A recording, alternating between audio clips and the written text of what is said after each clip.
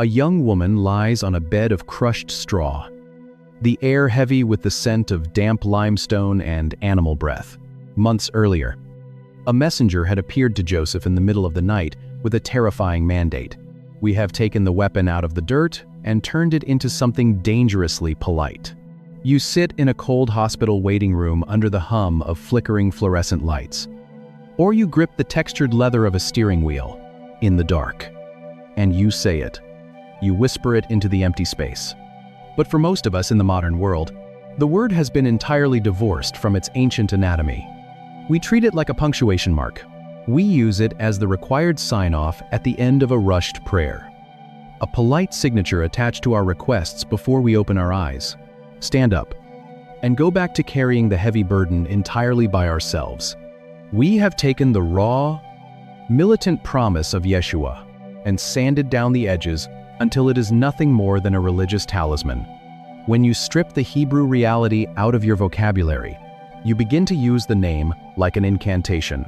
You repeat it in the dark, hoping the sheer volume of your repetition will convince a distant, distracted deity to finally pay attention to your suffering.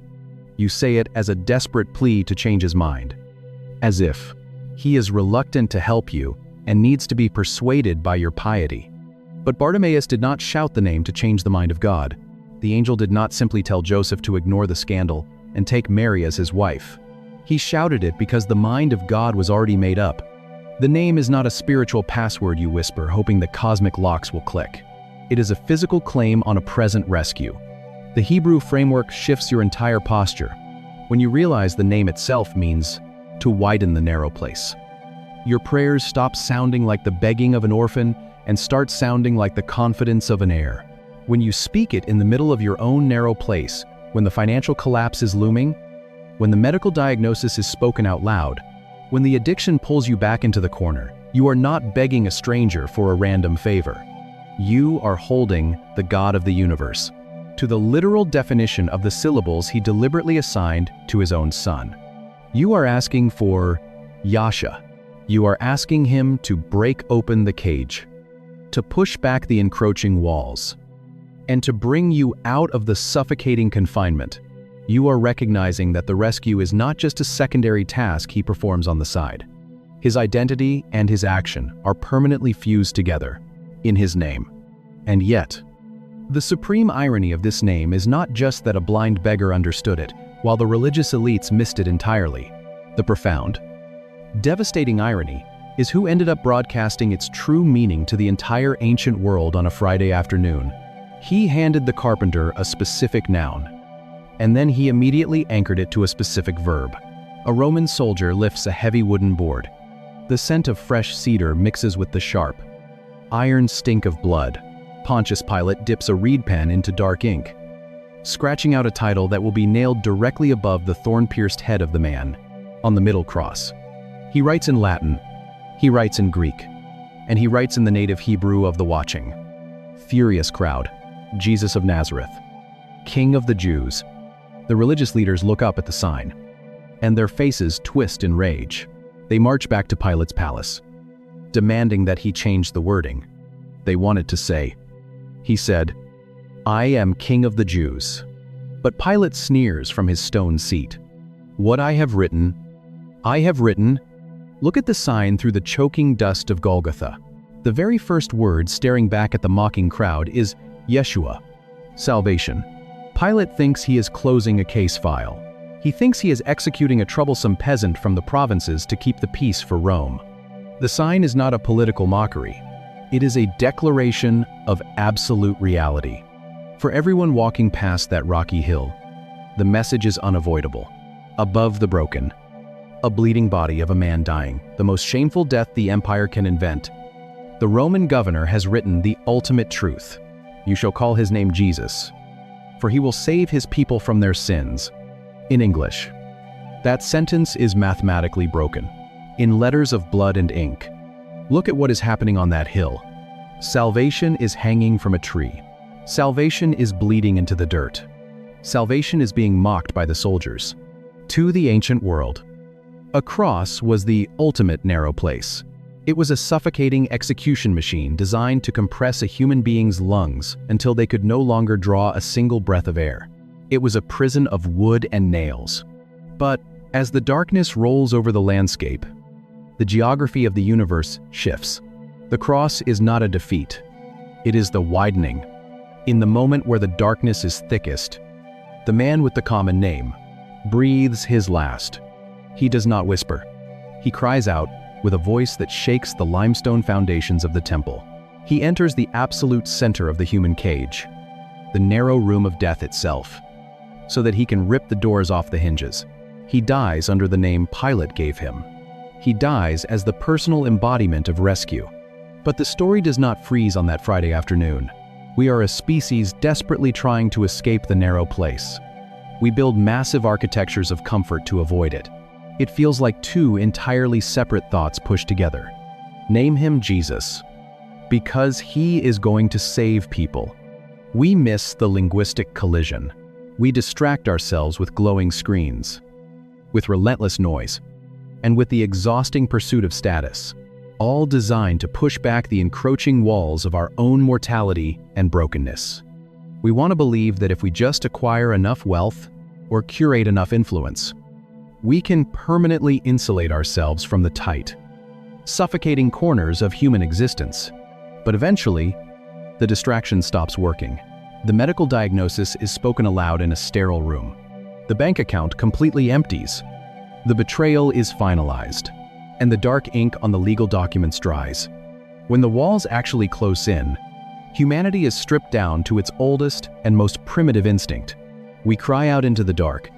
The problem is that modern theology has often handed us a terrifyingly small version of God to cry out to. We have been taught that salvation is primarily a transactional legal document, a ticket out of hell, punched at an altar, and kept in our back pocket for the afterlife. We treat the name of Jesus as the required signature at the bottom of that distant contract. But the ancient Hebrew text reveals something infinitely more aggressive. The name is not a future legal guarantee. It is a present, physical invasion. When you trace the ancient root of Yeshua, the wide open space, you realize that the rescue is not a side project God occasionally performs. We miss the explosive weight of what Joseph actually heard ringing in his native tongue when he woke up in a cold sweat. When he is in a favorable mood, it is the very core of his identity. He does not just deliver salvation. He is the salvation. To call on that name is to demand that the God of the Hebrew Scriptures step directly into a specific, suffocating reality. It means he is not intimidated by the thick walls of the human cage.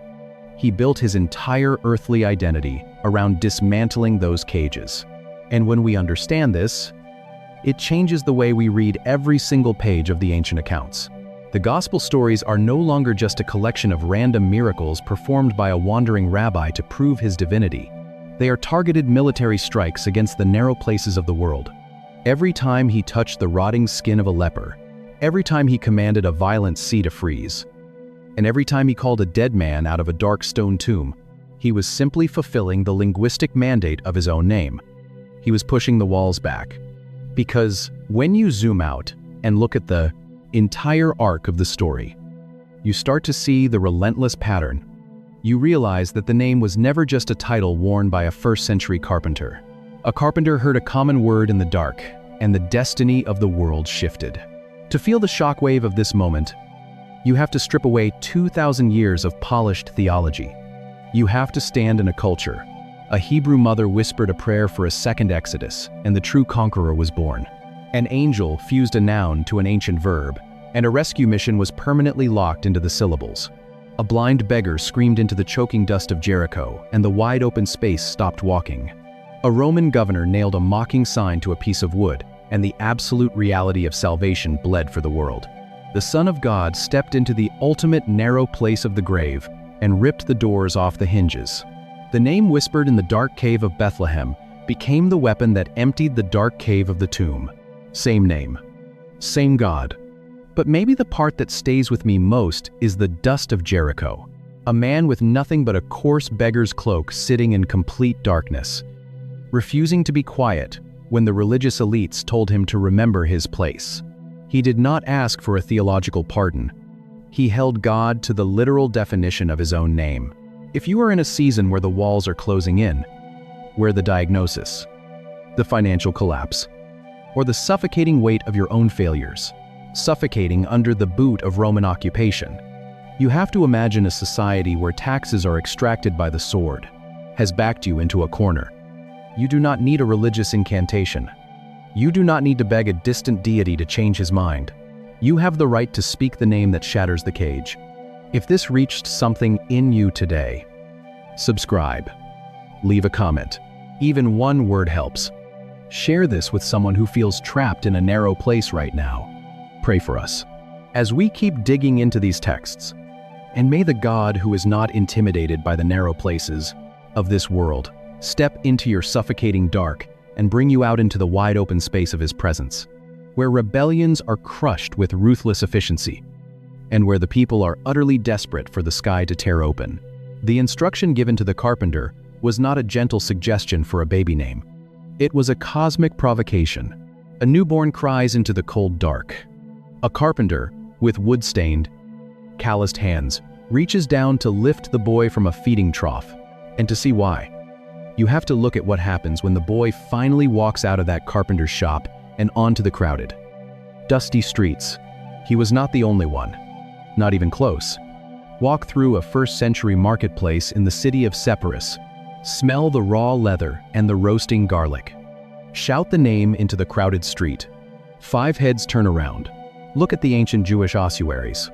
The heavy limestone boxes carved to hold the bones of the dead. Look at the property deeds. Look at the tax receipts pulled from the arid desert sands. The name is literally everywhere. Archaeologists and historians have tallied the ancient records. It was one of the top 6 most popular names for Jewish males in the region. A Yeshua was pulling heavy nets dripping with water from the Sea of Galilee. A Yeshua was carrying 50-pound stones for the construction of Herod's temple. A Yeshua was dropping copper coins into a Roman toll box. The name is not an exclusive religious title. It is common dirt. It is the name of the oppressed. Why? Why did a nation suffocating under the boot of a pagan empire keep stamping this specific word onto their children? Because the name was an anchor. It was the late Aramaic evolution of the ancient Hebrew name, Yehoshua. He has an assignment to fulfill before the morning light breaks. He has to give the child a name. Joshua, the warrior, the conqueror, the man who stood and watched the impenetrable walls of Jericho collapse into choking dust, the man who led a scarred generation of former slaves out of the barren wilderness and across the Jordan River. Every time a Hebrew mother named her son Yeshua, she was pointing backward. She was remembering a time when God fought for them. She was remembering a time when the chariots of their enemies ended up at the bottom of the sea. To name a boy Yeshua in the shadow of a Roman garrison was an act of quiet defiance. It was a whispered prayer for a second Exodus. So when the angel gives Joseph his orders, the choice seems almost scandalous in its ordinariness. Give the boy the name everyone else has. Hide the infinite God inside the most generic, working-class identifier of the era. Wrap the divine in total obscurity. But there is a detail hiding in the text of Matthew's Gospel, a grammatical echo that proves this specific child's name was not a memorial to a dead general. It was not a political protest against Caesar. It was a diagnosis. Joseph pulls a heavy woolen blanket over his chest. The cold night wind rattles the wooden shutters of his small house in Nazareth. Naming in the ancient Near East is never just an administrative formality. A name is not a random collection of syllables chosen because it sounds pleasant, carrying the faint scent of damp earth. He is a man caught in the middle of a collapsing life, a pregnant fiancé, a quiet, devastating betrayal, a legal divorce already drawn up in his mind to save her from public execution. And then, the air in the room shifts. A messenger stands in the dark. A voice speaks. Matthew chapter 1. Verse 21 records the mandate. She will bear a son, and you shall call his name Jesus, for he will save his people from their sins. When we read that sentence in English, the logic feels slightly disconnected. Name him Jesus, because he will save. There is no obvious linguistic link between the noun and the verb. It sounds like an arbitrary title attached to a future job description. If you read the manuscript in Greek, the language Matthew used to compose his gospel, the gap is still there. The Greek word for Jesus is Isis. The Greek verb for he will save is sose. Phonetically, they share nothing. Etymologically, they belong to completely different families. They are simply two distinct words sitting next to each other on the parchment. But that midnight conversation did not happen in Greek. The angel did not visit a Hellenistic philosopher in Athens. A name is a stake driven into the hard ground. It is identity. It is destiny. The angel came to a Jewish carpenter in the hills of Galilee. The language spoken in that room was Hebrew, or its sister tongue, Aramaic. And, in the original language of Joseph's mind, the sentence is an auditory masterpiece. It is a flawless, interlocking puzzle. You shall call his name Yeshua, for he will Yoshia, his people. Yeshua, Yoshia. The angel is not offering a random baby name. He is stating a linguistic equation. The noun and the verb are identical twins, born from the exact same ancient root. The angel is telling Joseph that this child cannot be separated from his primary function. You cannot say the boy's name without simultaneously declaring what the boy is about to do. The action is permanently baked into the syllables. Every time Joseph will call his son into the shop, he will be prophesying. Every time Mary will look for her boy in a crowded caravan, she will be declaring a rescue mission out loud. But to understand the true weight of that rescue mission, you have to look at the anatomy of the root itself. The root beneath the name Yeshua is the ancient Hebrew verb yasha. It appears over 200 times in the Old Testament texts. Most people assume the name whispered in that cave was entirely unique. We treat it today like a religious password. In the ancient Hebrew imagination, distress and danger are almost always associated with narrowness. To be in trouble is to be backed into a corner, trapped in a rocky ravine, squeezed tightly with no room to move or breathe. Yasha is the exact opposite. The root literally means to be broad, to become roomy, or to bring someone out of a confined, suffocating space into an open plain. It is the same word Moses shouts over the crashing of the waves and the screaming of terrified refugees at the edge of the Red Sea. With an ocean of dark water in front of them and 600 iron-wheeled chariots kicking up sand behind them, the Israelites are in the ultimate narrow place. And Moses yells, "Stand firm and see the salvation, the Yeshua of the Lord." He is not promising them a metaphorical ticket to heaven. He is promising them a wide-open path right through the middle of the impossible pressure. If finding the physical, historical grit beneath these ancient words is stirring up questions you have never considered, you are exactly who this channel is for. Drop a thought in the comments and hit subscribe. Because every week, we go deeper into the text than you knew was possible. A standalone title completely insulated from the dirt, the politics, and the noise of first-century Judea. So the angel tells the carpenter exactly what the baby will do. He will be the Yasha. He will be the wide-open space. But notice the specific target of the rescue mission in Matthew 1:21. The angel does not say he will save his people from the Romans. The angel does not say he will rescue them from poverty, or political oppression, or the heavy copper taxes draining their tables. He will save his people from their sins. That specific phrasing changes the entire landscape of the gospel. The ultimate narrow place is not a Roman prison cell. It is the human heart. Sin is not merely a list of broken rules. It is a shrinking of the human soul. It is a psychological and spiritual cage that gets smaller and smaller with every compromise, until a person is completely trapped in the dark by their own choices. When Joseph heard the name Yeshua linked to the forgiveness of sins, he realized the scope of the rescue was infinitely larger than anyone expected. The boy was not coming to kill the soldiers. He was coming to dismantle the cage itself. That is the linguistic DNA buried inside the syllables of his name. But 30 years later, you see exactly what happens when that name is finally weaponized by someone desperate enough to use it. We sing it in cathedrals and stamp it in gold foil on leather-bound Bibles. But if you step out of the modern church, dust kicks up on the road out of Jericho. The midday sun burns the back of the neck. Hundreds of feet shuffle against the dirt, grinding dry stones into powder. The noise of a Passover crowd is a physical wall. Laughter, shouting, the clinking of copper coins in leather pouches. The smell of sweat and roasted meat hangs in the heavy air. Sitting in the dirt, wrapped in a coarse beggar's cloak, a man lives in complete darkness. Bartimaeus. He cannot see the dust. He cannot see the road. His entire existence is a permanent narrow place, a world shrunk down to the reach of his arms and the sound of pity. But he hears a murmur rippling through the noise. The crowd is talking about a Galilean.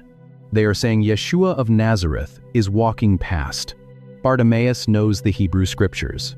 He knows the ancient promises of a coming king, and he knows exactly what that name means. He does not wait for an invitation. He does not politely clear his throat. He screams, "Yeshua, Son of David, have mercy on me." The crowd turns on him instantly. The people in the front row tell him to shut his mouth and look closer at the world Joseph actually inhabited. A startling reality emerges. The name is not a static label. It is a loaded weapon. They hiss at him to remember his place. A blind beggar is considered a curse, a public stain on a holy festival. The religious elites scold him. The crowd tries to silence him. But Bartimaeus inhales the hot, choking dust, and screams it again. He screams the name. He is not reciting a religious incantation. He is detonating a bomb in the middle of the street. He is demanding the wide open space. He is pulling the linguistic trigger on the name of the man walking past him. He is holding God to the absolute literal definition of the syllables in his own name. And it works. The parade halts. The shuffling feet freeze. The universe pauses on a dirt road outside Jericho. Jesus stops walking. He commands the crowd to bring the man forward. Bartimaeus throws off his heavy cloak, leaving his only possession in the dirt. He stumbles blindly toward the voice. Jesus asks what he wants. The beggar asks for his eyes. And the narrow cage of blindness shatters in an instant. Yasha happens. The rescue arrives. The name delivered exactly what it promised. Because the beggar knew exactly what he was crying out for. He knew the name was a lifeline. But 2,000 years later, that desperation has faded. Because when you understand the mechanics of the name, you begin to see what happens when that name is handed over to you. And its architectural imagery is intensely physical. The word does not originally mean to hand someone a theological pardon.